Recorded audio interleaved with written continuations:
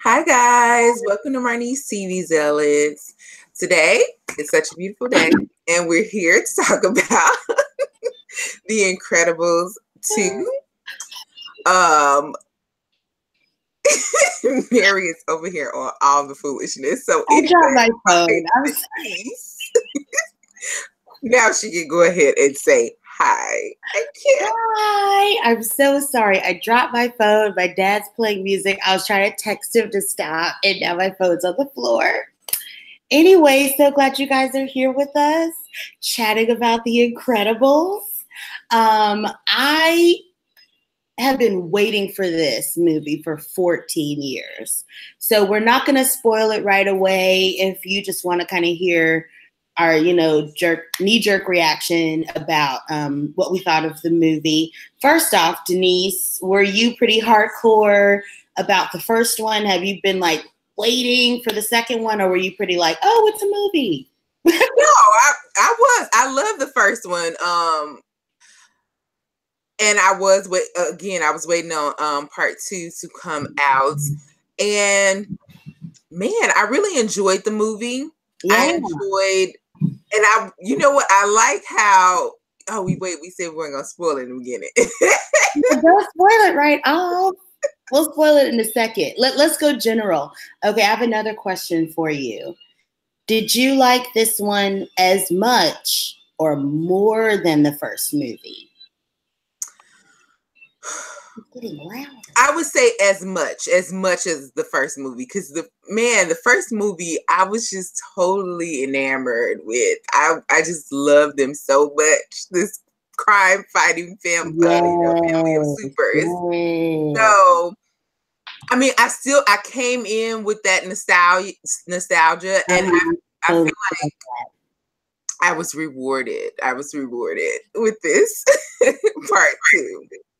I feel like that's how I feel. I feel like they said, you know what? People really want another one of these movies, but they're learning from Star Wars. They're learning from X-Men. They're like, what they want is that same feel of the old movie. Yeah. But with a new story. You know what I mean? Mm-hmm. So I feel like this was a perfect compliment to the second movie. It doesn't even feel like a sequel, really. It just feels like more of the first movie. Like a continuation. Yes. That is a sequel, man. Like, yes. Okay, so who were your favorites in the first movie, and did they stay your fave in the second, or did you have a new fave? Oh my, you know me. I loved everybody. I'm Denise. I'm everybody's friend. It's true. So, no, but okay. My fave was back in the day was Elastigirl and Frozone. Oh my gosh! Yes. Same. And I'm the same. I still feel like they were my faves, but now I really, really like Jack Jack. Yes. Jack came through. He was more than just comic relief, but when he was just comic relief, it was perfect. Amen. Him and Edna together, like, stop. Oh my God, I was dying. So those of you who have not seen it yet, we have come to the portion where we are about to spoil some things and get into the plot of the movie. So go. Okay. So the movie basically quite literally picks up right where the old movie left off. So, the guy who shows up with the big digger thing coming out of the ground, they have to find him. The guy who had asked Violet out to dinner, they have to erase his memory because he saw her without the mask on. I thought that was really cute. And he does. I did too. I swear, the teen angst. Like, it was real. I Oh, was yeah. living though. Like Trying I to put her really uniform in the garbage disposal. yeah. Oh my God. I was like, this is exactly what it would be like, Yeah. It's all, she's blaming supers for, Mhm. her misfortune Basically. when he was just trying to protect her. And can I Yeah. say, I just love the fact that he had to stay home while Mhm. Elastigirl went out to work. I was like, Yes. this Yes. is peak petty. That's what I really liked, where in the first movie, it was Mr. Incredible that got to go on the exotic locale and fight people. And you know what else is really funny? How it was a very similar plot to the first one. But this one was done so in such a smooth way where you didn't really mind. I So, didn't mind, even though I knew all along that it was her.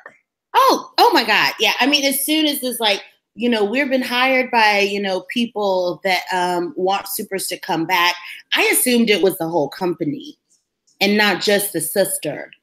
I assumed. I was like, okay, well, he's playing stupid. No, I actually see this time. I actually Yeah. thought he was for real because Okay. he was all into supers. Like he was Yeah, waiting their that's theme true. song. He That's was like, true. okay, yeah, I know it. He was a fan. He was that 12-year-old fangirl. Yes.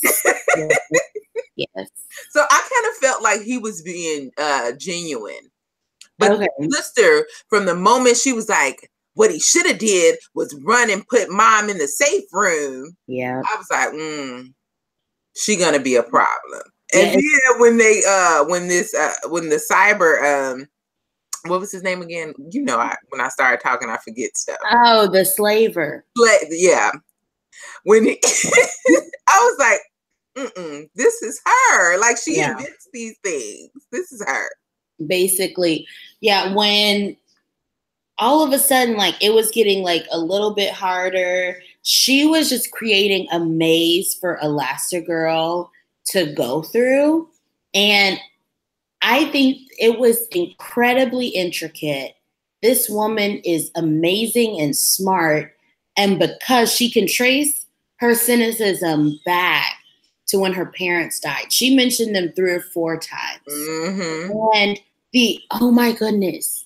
Oh my goodness. I know it's animated, but still, like the conversations that she and Elastigirl had together, I mean, they're really digging into each other, getting like almost philosophical about superheroes. And it's like, who's talking, the idealist or the cynic? And she's like, always the cynic. And I knew, and I was like, something's about to happen. She's trying to get inside Elastigirl's brain so she can figure out how to control her. So all of this is happening. Elastigirl is bringing a better, good, bigger name to superheroes to get them to be legal again, while Mr. Incredible is home with the kids. Girl, when he was like all tired and worn out, like he was like, "Why did they change math? How do you do this?" I ain't gonna lie. I said the same thing when they first brought home that new math. I was like, look, this is from the devil. Yeah. Why? And I think it was like a little sub scene, kind of like a Marvel post credit, when in the first movie you saw how the babysitter was dealing with Jack Jack while all the Incredibles were gone over that long weekend. And that's when you realize that Jack Jack has powers. Yeah. In the second movie, woo, you realize that he has 17 powers. And Edna even said at a young age, the kids are going to decide kind of naturally, their body's going to pick one or two, kind of like Violet with her invisibility and force fields, and while Dash is fast, But Jack Jack can, go into another dimension. He can turn into a monster. He can duplicate himself. Right. Walk through solid objects. When he sneezes, he propels himself high up. He has laser eyes. He can catch himself before he falls to the ground. It's amazing. And Edna, fire, just everything. Edna working with this baby, when she saw him sneeze and come up, she was like, oh my God. She was like, yes, yes, darling, get out. Oh my God. And she had him in the control of his eye and then his and then the voice thing is like blah blah. And then it opened. Girl, I loved it. Like, they were my fave in this. Like, you know, I love to laugh. So, man, oh my God, they had it. They brought it. Yes. She's like, him, I babysit for free. Edna's the MVP for me for both movies. Like, she always like, comes my through. reward is his company. Like, just experiencing all of those talents. He had worn his dad out. Poor thing had bags under his eyes, scruff. Like, and he slept for 17 hours. It's beautiful. Every time he put him to sleep, he would. Oh my gosh. And he put the table on top of the crib. I was like, look at him trapping this baby. The baby right back on the couch. Just me. Oh my God. But anyway, as we figure out, I cannot remember the sister's name. See, now it's catching. I caught. Sorry. Everyone is successfully hypnotized except the kids. Frozone goes over to the house to try to protect the kids from the lower level supers, and they're all hypnotized. They catch Frozone. The kids get Mr. Incredible's old school car and drive it out to the boat to save their parents. That part was really amazing because Violet was really fighting against what she believed in, what she wanted to do, and kind of working through her disappointment in herself and in her family and in the world. And she said, you know what? We have to do this for the family. And you really got to see them working together, how Violet takes after her mom and how she has to stop. She's like, you know what? We can figure this out. We can push it all the way to the very end. Man. And Elastigirl, I mean, saved the day. Man. And Frozone every single time coming through in a clutch. Like, everybody had their part and everybody played it well. So thank you, Pixar, for another beautiful film. I don't want to say it was worth the wait because I don't want anyone to see this and think that they can take another 14 years to do something like this.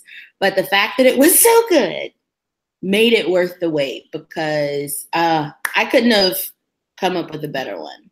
So I'm really happy with this movie, and I hope you guys enjoyed it. So, okay, guys. Well, thanks for hanging out with us as we went through our fave moments. And we'll see you next time in our next video. All right, bye.